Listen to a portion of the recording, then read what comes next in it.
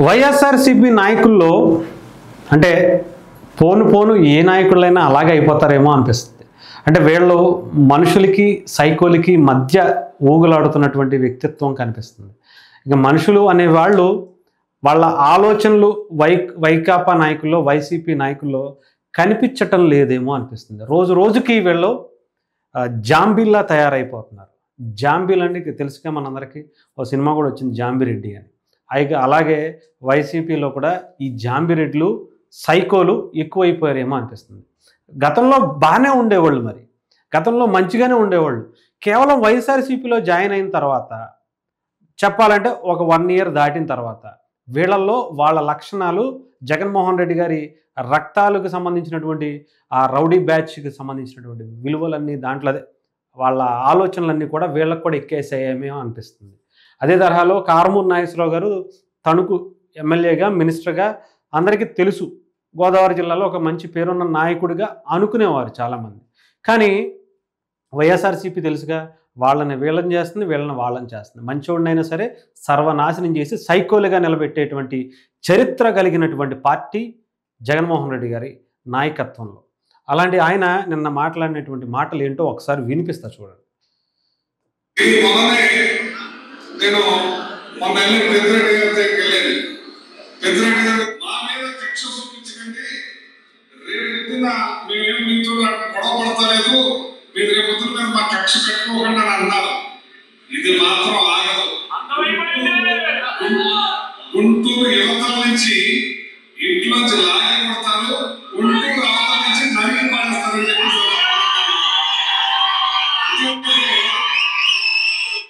వీళ్ళు నాయకుల ఇలాంటి నాయకులు మన రాష్ట్రానికి అవసరమా?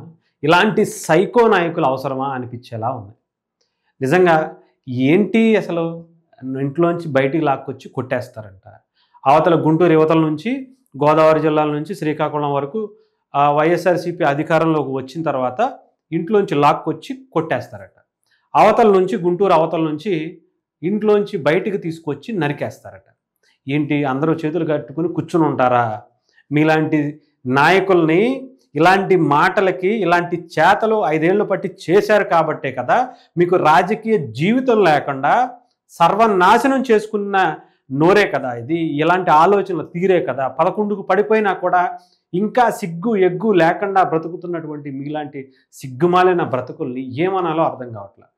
ఇలాంటి వాళ్ళని నిజంగా రాజకీయాల్లో కాదు, అసలు సమాజంలో తిరగనివ్వకుండా చేయాలి ప్రజలు. అది ఏ పార్టీలో ఉన్నా ఇలాంటి మాటలు టీడీపీలో ఉన్నా, లేదంటే జనసేనలో ఉన్నా, లేదంటే బీజేపీలో ఉన్నా కూడా అలాంటి ఆలోచనలు ఉన్నటువంటి నాయకులందరినీ తీసుకెళ్ళి ఇంట్లో నుంచి బయటికి రాకుండా లోపలే ఉంచేయాలి. అలాంటి పరిస్థితులు జనాలు తీసుకుంటే తప్ప అవదు. అంటే ఏంటి, ఇంట్లో మీకు ఎదురు తిరిగితే మీరు చేసినటువంటి తప్పుల్ని ఎదురు తీసుకొచ్చి మాట్లాడితే ప్రజల ముందు నుంచోబెట్టి మీకు చేసినటువంటి అవినీతిని అంతా బండారం బయట పెడితే వాళ్ళని తీసుకొచ్చి నడి రోడ్డు మీద నరికేస్తారా? లాగి కొట్టేస్తారా? ఏమనుకుంటున్నారు అసలు? ఇలాంటి నాయకులకు గనక అధికారం ఇస్తే గత 5 ఏళ్ళుగా ఏం చేశారో తెలుసు. ఇంటికి డోర్ డెలివరీ చేసినటువంటి సంస్కృతి, దళితుల మీద ప్రేమ పుట్టితే ఒక దళితుడిని తీసుకెళ్ళి ఇంటికి డోర్ డెలివరీ చేసి ఆడు హ్యాపీగా జైలుకి వెళ్ళి మళ్ళీ చాలా చెప్పాలంటే ఒక విజయోత్సవ ర్యాలీ చేసి వాడు జైలు నుంచి బయటకు వచ్చేటప్పుడు, హత్య చేసినోడు జైలు నుంచి బయటకు వచ్చేటప్పుడు విజయోత్సవ ర్యాలీలు తీసుకోవడానికి వైఎస్ఆర్సీపీ పార్టీ అండదండలు ఎంత బలంగా ఇచ్చినాయో కూడా చూసాం. ఒక దళిత డాక్టర్ని పిచ్చోడిని చేసి రోడ్డు మీద చంపేసినటువంటి ఘనత వాళ్ళది. ఒక చిన్న యువకుడిని వాళ్ళ అక్కని ఏడిపించాడని తిరగబడితే కిరసనాయలు పోసి తగలెట్టేసినటువంటి చరిత్ర వైఎస్ఆర్సీపీది. ఎన్నని చెప్పుకుంటాం. తండ్రి శవాన్ని అడ్డం పెట్టుకుని సంతకాల సేకరణ చేసినటువంటి కుటుంబ చరిత్ర అయింది. బాబాయ్ హత్య గొడ్డలితో ఇష్టం వచ్చినట్టు నరికేస్తే దాన్ని గుండెపోటుగా చిత్రీకరించి మాటలు ఆయన నోటి నుంచి డైరెక్ట్గా చిత్రీకరిస్తూ వాళ్ళ తమ్ముడు, కుటుంబ సభ్యులు, వాళ్ళ వాళ్ళ చెల్లెళ్ళిద్దరూ తల్లులు కూడా బయటకు వచ్చి చెప్తున్నటువంటి పరిస్థితి. ఒక తమ్ముడు హత్య చేశాడు అని చెప్పి వెనకేసుకొస్తున్న నాయకుడు అతను. ఇంత ఇలాంటి నాయకుల్ని గత 5 ఏళ్ళుగా భరించాం. ఇంకా భరించాలి అనే ఆలోచన ఎవరికైనా వస్తుందంటారు అసలు? ఇప్పటికే 11కు పడిపోయింది. ఈయనకి కాస్తో కోస్తో పేరుంటుంది, అది కూడా పోయింది. ఈ ఒక్క మాటతో, ఈ ఒక్క వ్యాఖ్యతో వైఎస్ఆర్సీపీ పార్టీ ఒక నరరూప రాక్షసుల పార్టీ అనేది చాలా క్లారిటీగా అర్థమవుతుంది. రేపొద్దున్న మీరు కూడా ఎవరైనా సరే మీరు ఆలోచించుకోండి. మనుషులుగా బ్రతకాలి, మనం సమాజంలో తిరగాలి అంటే సమాజంలో ఇలాంటి పార్టీలకు, ఇలాంటి ఆలోచనలు కలిగినటువంటి నాయకులకు రేపొద్దున వేరే పార్టీలోకి వెళ్ళినా సరే ఇతనికి కూడా అలాగే ఉండాలి ట్రీట్మెంట్. రేపొద్దున టీడీపీకి రావచ్చు, జనసేనకి రావచ్చు, ఇంకొక పార్టీకి రావచ్చు. ఇలాంటి ఆలోచనలు చావోగా. ఇలాంటి ఆలోచనలు పోవాలి అంటే ఆ మనిషి తాలూకా వ్యక్తిత్వాన్ని ఇంట్లో కూర్చోబెట్టి తాళం వేసేయాలి.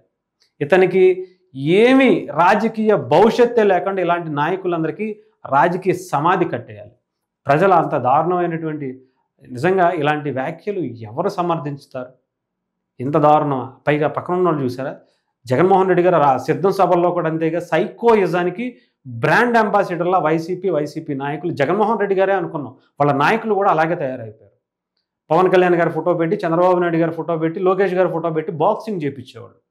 ఇంత నీచమైనటువంటి సంస్కృతి, ఇంత దారుణమైనటువంటి రేపొద్దున్న తరాలకి ఇలాంటి రాజకీయ నాయకుల్ని కనుక చూపిస్తే సైకోలు కండి. వీళ్ళంతా సైకోలు. ఇలా రాజ్యాలు ఇష్టం వచ్చినట్టు చంపేసి రాజ్యాల మీద దోసేసుకున్న వాళ్ళు అప్పట్లో ఎవరో కొంతమంది కనిపించేవాళ్ళట. ఆ తర్వాత ఇప్పుడు వైఎస్ఆర్సీపీయే కనిపిస్తుంది. సో ఇలాంటి నాయకులకి మాత్రం అవకాశాలు ఇస్తే మీ భవిష్యత్తుని వాళ్ళు ఏం చేస్తారో ఆలోచించండి. మీ భవిష్యత్తు కాదు, మీ పిల్లల భవిష్యత్తును కూడా ఈ రౌడీ రాజ్యం, ఈ రౌడీ అరాచక నాయకులే మనల్ని పాలిస్తే కనుక ఏ పరిస్థితుల్లో ఉంటారో ఆలోచించండి.